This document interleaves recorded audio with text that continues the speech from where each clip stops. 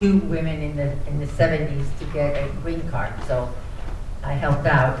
But when you say that the people have now, you're fighting for having license, undocumented people having license, that's not solving the problem. You know, that's just putting a Band-Aid on it. You know, it's like the problem is not the border. What about overstaying their visa? So I don't hear solutions about how to solve the immigration problem.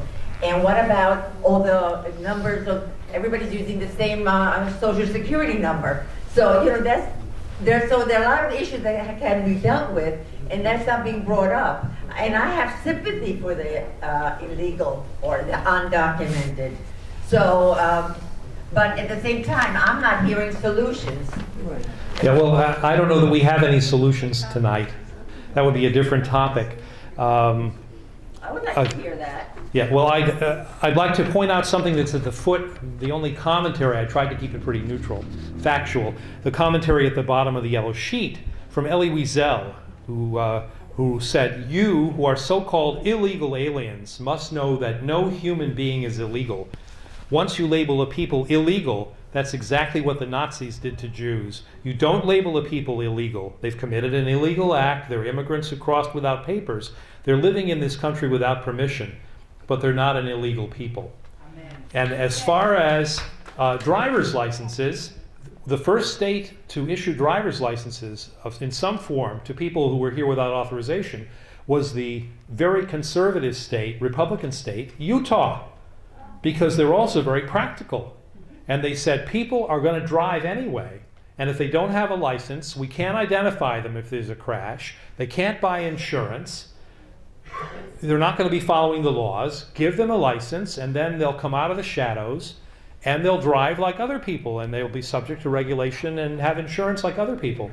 In the late 90s, I was appointed by Governor Whitman in New Jersey to the New Jersey Council on Undocumented Aliens.